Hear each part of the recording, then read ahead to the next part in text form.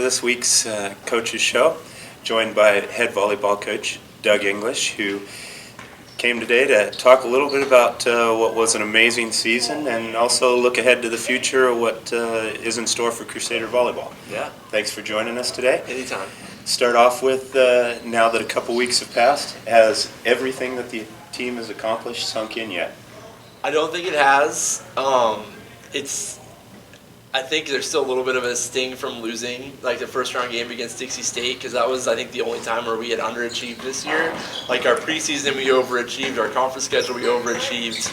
And so there's still a lot of thought as far as why we didn't play as well as we needed to play, or why Dixie State played well. Kind of going into it, but like it's looking back at it, it's not. I know we accomplished a ton, and probably it hasn't hit me like how great this season actually was yet. Well, let's remind people. Most wins in the NCAA era, 24. First ever conference championship. First conference championship for a women's team here. First team in the GNAC to host the regional tournament. First ever tournament, NCAA tournament hosted by NNU. This team accomplished quite a lot. You have to be proud of that. Oh yeah, no, I'm extremely proud of what we did and what the girls did. And the work that we put in. It was something that started this time last year, and it was really clear what our goals were. And like I said, we pretty much overachieved in every possible way this year. But it's my job to not be satisfied with what we do and try and figure out how to get better and go from there, because we put ourselves in a great position, and we were the best team in the West region for 3 months, and we just have to figure out how to be the best team, going forward on one night. Along with being the best team over 3 months. And so that's kind of where my thoughts have been over the past 2 weeks. But yeah, looking back, like you said, the girls, the staff, everybody, it was an amazing year of what we did. And yeah, you just list off all the accomplishments, and you're kind of humbled that we got all that done, knowing how it ended and how much we wanted to keep going.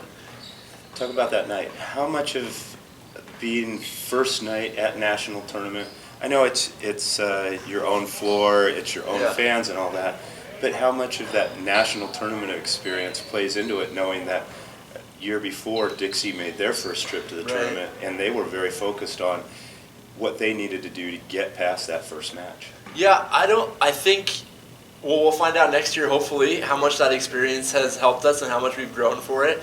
I think it's just the realization of playing one match for your season that we hadn't been in that position, ever, with the group that we have here.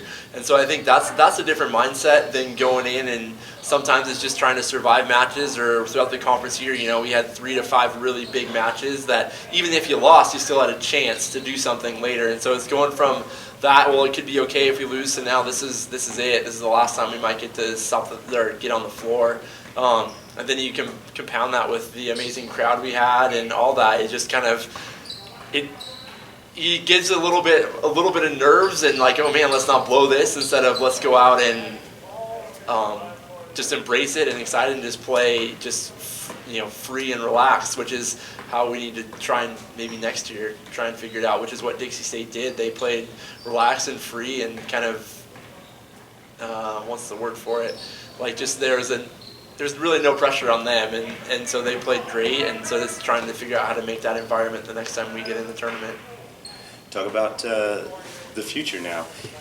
Obviously, you guys lose 4 seniors, and after the match, we talked about it, you lose the first 2 touches in your libero, Taylor Roberts, and 4-year setter in Michelle Terpstra. And Caitlin Tuholsky, too, who passed a lot of balls and took a lot of balls for us. How much does that hurt the team, or...? Yeah, I think with our 4 seniors, the biggest thing that's going to hurt is our leadership. I think the leadership of the team has been heavily upon Michelle and Caitlin and Taylor and Rebecca since they've been here. And then last year we didn't have any seniors, so it was all on them. So they had a year to kind of experiment with leadership and see what worked and what didn't work, and how we could move forward with it. And we added a captain last year in Rebecca Tenhaken, and that added a really nice dynamic to our team, and really, I think, took some pressure off of Michelle and allowed her to do her job, and then give somebody to have counsel with when you needed it. And somebody, and Rebecca was she's a giver. Like she does what's best for us and what's best for the team, and has a very great perspective on a lot of things. And so adding that, I think, was a really big deal to our team's success in the year. So it's trying to figure out what pieces we have and what the strengths of our junior class is, and how that leadership can be molded into something similar that we had. So I think that's more of a bigger issue than our first and second touches. I think Linnea and Jacqueline and the people that we have, I think they can do a good job, and I think Haley can do a good job, and they won't be Taylor, and they won't be Michelle, and they won't be Caitlin, and it's part of us moving forward realizing that. But they're going to be good enough where we're going to have a good volleyball team again next year.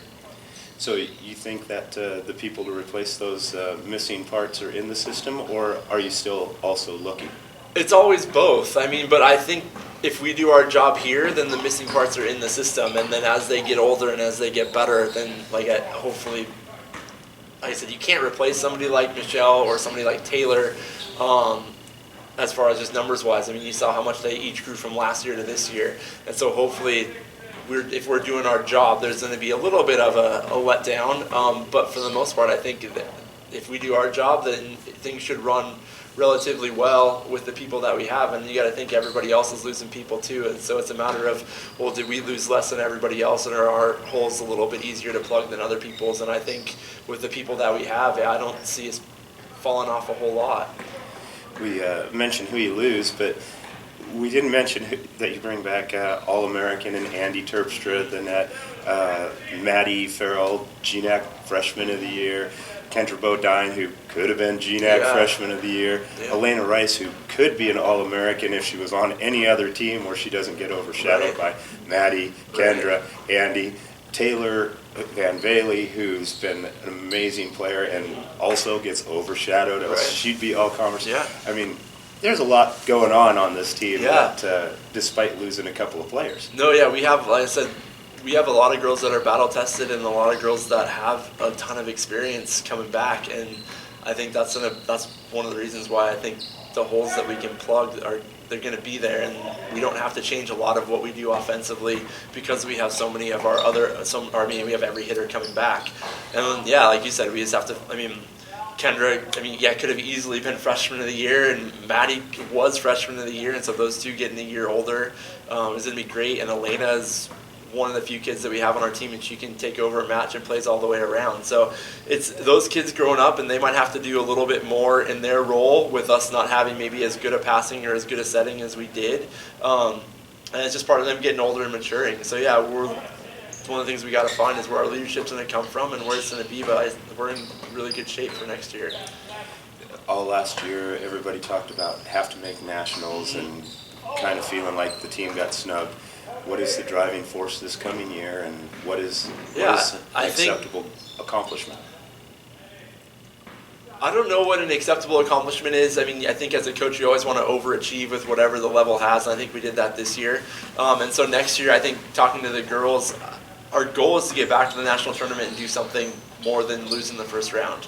And so that's what it is. And so if that includes along the way winning a GNAC championship, and winning a GNAC championship was not on our list of goals going into this year, it was something that halfway through we realized we have a great opportunity, and then we ended up accomplishing that.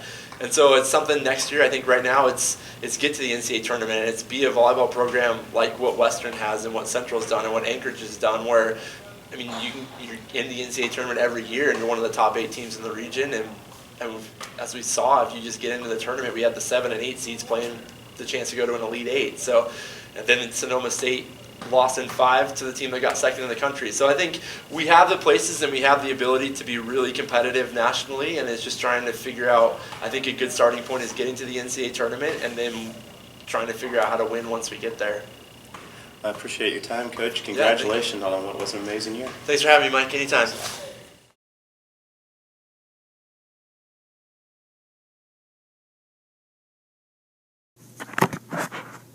The Crusader men's and women's basketball teams hit the court for a pair of GNAC games on Thursday and Saturday.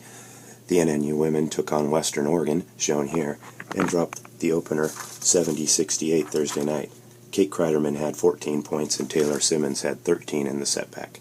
The NNU men took on Seattle Pacific later Thursday night, shown here, falling 77-51. Aubrey Ball and Mike Wright each scored 13 in the setback for the NNU. NNU bounced back strong Saturday night as the women beat St. Martin's 73-67. Taylor Simmons had 17 in the win, and Coco Gall added 15 points and 7 rebounds. The NNU men also bounced back strong, playing Montana State Billings and picking up the 59-57 win. Kevin Rima had 16 points and 8 rebounds in the victory, and Eric Kinney had 10 points and 10 boards for NNU.